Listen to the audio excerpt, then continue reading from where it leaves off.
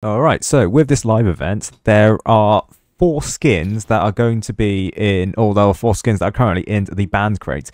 Now, the developers mentioned 5 skins being in the banned crate, but we can only see 4. Now, you can get, apparently, according to the developers, all of the banned crates for, quote, free. However, that does mean that you'll have to play the game for all of the live events. These banned crates are only handed out at the live events, and if you're not in a live event, as we are right now, the next live event is going to be in 2 weeks' time. You can see there is no portal here, meaning you cannot get the banned crate. Which means that, yes, this is pretty exclusive, and it looks like a cold front crate, but corrupted, basically. And it is pretty exclusive stuff, because, I mean, obviously, not many people have it, so we're just going to have to open it now, and let's see if there's anything significant about it. You can't buy it, it says banned. I assume it's something related to the admin abuse. Right, let's see.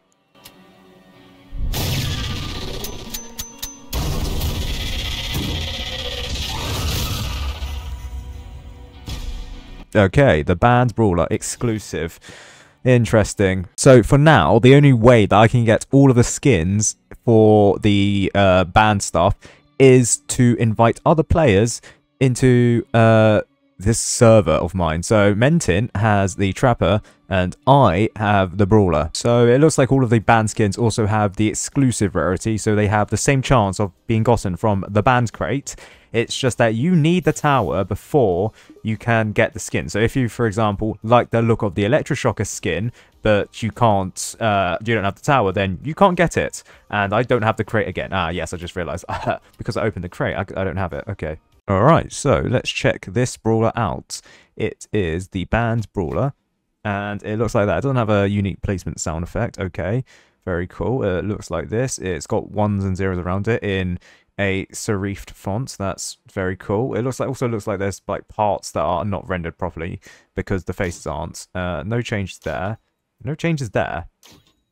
Okay, so there might be some changes on the back. Hold on. It is probably based on one of the skins. It's just not this. I don't know what the skin is. Or the glitch effects are cool, and there is no change there. Doesn't seem like there's any change there. There might be some changes towards the eye. Then you got a spine, a floating spine. Then you got something, a bigger claw, I think. And then you get whatever that is. Huh, interesting. Does it have a unique... No, it doesn't have a unique rock thing. Alright, as for the Trapper, this is what it looks like. The studs... Okay, it's square studs. Level 0, level 1, level 2, level 3, and level 4. The landmines, they look like that. They're buttons, basically. And the bear traps, they're half spawned in. Okay, and they've got a stud in the middle of them. Okay, so these are the bear traps. They don't look good, but the landmines, and as such, yeah, they're fine. It also, is that a clicking sound? That's interesting. And then the bombs for max level, it's a Roblox thing. It's what is it called? I don't actually remember. Okay, so I managed to find someone with the banned Electroshocker. This is gonna be cool. Apparently, this is the one that everyone likes, so we shall see. So, this is what the level 0 Electroshocker looks like. It is a skeleton. It looks like the max level Brawler. It's got the horns, it's got the staff, which looks like it's got a piece of the God Cube fragment. There doesn't appear to be any changes at level 1. I think the level 1 changes are normally gloves, but you can't really add gloves to these towers. Is there even any meaningful change at level 2? Anything around the waist? No. Oh, it gets a cape, actually. Never mind. Meanwhile, at level 3, it gets a armor sorts on the front. So it looks like it's wearing some armor. A lot of padding on the front, which is cool.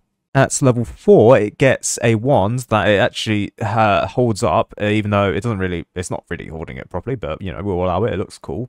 I don't think there's any more meaningful changes other than that. And then at level 5, it gets horns that look like the Molten Warlord, which is interesting. Oh, it gets a bit of God Cube fragments on its hands as well. Very cool. It also glows purple. I think it glows purple at this level. I don't know if it... Yeah, it glows purple actually at all levels. Never mind. Now, is there also any meaningful difference when it comes to enemies attacking? Let's see. Oh, okay. It gets a corrupted sound effect, which I like. Unique light, but the enemy itself doesn't have anything unique. Okay. Meanwhile, at level 3, which is assuming that there's going to be another level where... Okay, it's just faster paced. Okay, and then at level 4, it just gets a deeper sound effect, which is cool. And then at level 5, there's not much of a change when it comes to the sound effects as well, which, you know, very cool indeed. And finally, I have someone with the Banned Scout. Now, there is, as I've stated at the start of this video, another skin, apparently. 5 skins that the developers have said, unless it was a typo and they actually meant 4. However, it does seem to be the case that there are 4 skins, 4 banned skins in Tower Defense Simulator, and not 5, as they said during the live event. So if you saw the live event and thought that there were going to be 5 skins, looks like there's only 4. So when it comes to level 1, or level 0, sorry, this is what the Scout looks like. It looks like a Fallen Scout's skin, I can't lie. It looks like the Fallen animation. Certainly has a similar stance to it. It has a deformed leg, corrupted leg, shall we say, a burned leg. It has a similar effects to all the other banned skins with the glitchy effects. It's got eyes, interestingly enough, and its face is melting off. Very cool.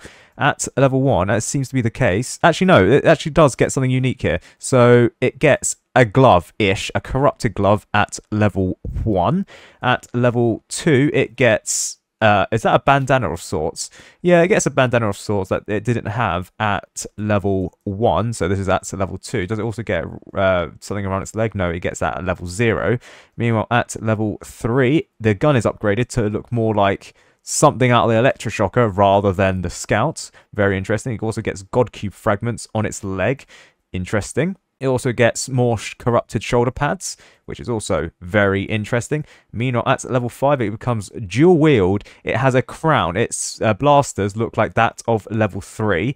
It looks more like a Fallen King, I can't lie. But more importantly, it has, I guess, some backing armor. It looks like it has backing armor, and it has a crown. Very cool. Now, as for the shooting animations and the sounds, I expect this to be very similar to the default Scout, because I'm not entirely sure how they would corrupt the sound. Oh, okay, it's actually corrupted, and it does have a purple muzzle flash, which is very attention to detail. Now, the flare actually... Okay, so it does get a different flare at level 3, which is interesting, but the bullet trail itself, it doesn't change. And then at level 4, the last level for the Banned Scout, it's basically the same sound effect as level 3, but dual wield, which is very cool. Now I wonder, does the Brawler have a unique sound effect that... Yeah, it does.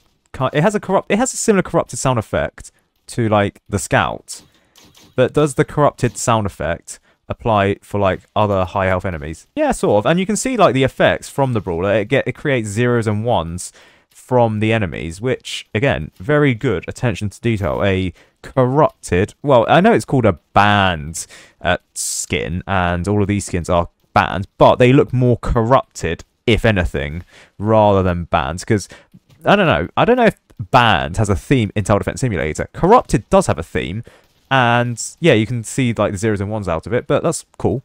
Now we have gotten official confirmation from a developer that the banned crates are going to be handed out at every live event. And because there are going to be live events before the release of every Halloween night, the developers therefore will be handing out 3 more banned crates. They've already handed out 1 for the preview for Halloween event, but they will not hand out any more, it doesn't seem like, which it seems a little bit unfair because, I mean, yes, we were told that there were going to be exclusive stuff for the live event, but as many people pointed out, other people in other time zones such as Australia or Asia, it was very early, either very early in the morning or very late in the evening for them, like 2 a.m. or 3 a.m, meaning that they were unable to actually play the live event. And many people have asked whether the developers are going to make any more live events for the banned crates after the 4, or after this one that has previously gone by, and the 3 release dates are going to be released. The thing is, I don't think so, because the developers need to be around to do the live events. It's a live event. They need to do the admin abusing. They need to make it more interesting for the players of Tower Defense Simulator. And not having them means it devalues what a banned crate is. And you may argue, yeah, that's fine. Yes, admin abusing without the developers, it doesn't really make any sense. But I want the content. Yeah, the developers have made it so fear of missing out. If you don't participate in the live event, you don't get the crate. Meaning that, yes, unfortunately, if you live in Australia, New Zealand, or anywhere in Asia, yeah, you're at a significant disadvantage when it comes to Tower Defense Simulator content. And it's limited time, meaning that I don't think that there's going to be a repeat of this. So if you didn't get the banned crate in this live event right now, I don't think there is going to be a chance later on down the line where you can get it. Do bear in mind that even if you did beat the live event twice in this last sitting, you don't get 2 banned crates. It's only a banned crate per live event. Meaning that, yes, you still have to participate in every single live event to get all of the skins from this. And meaning that if you are a collectionist, if you have every single skin in Tower Defense Simulator, you need all of this. You need to basically participate in all the live events to get all of the skins. This, and the fact that the conserver logbook was pretty hard to get in the first place. It was a 15/18% chance, depending on if you got all of the skills. If you didn't get the logbook for the conserver, unless it appears in the next event, which I'm not fully convinced it does, nobody can claim that they have all of the logbooks in Tower Defense Simulator. And let me tell you, all of these logbooks, even though like they do have descriptions for some reason, they are relatively okay. If you played during the live event, you probably did get every single logbook other than the corrupted conserver. Which means that I feel like because of this live event, it has ruined a lot of people's 100% accounts. So like, I doubt many people have all of the logbooks now because of the corrupted conserver. But also, if you didn't participate in this live event or beat this live event, you are unable to get a banned crate and therefore mean you don't have all of the skins in Tower Defense Simulator.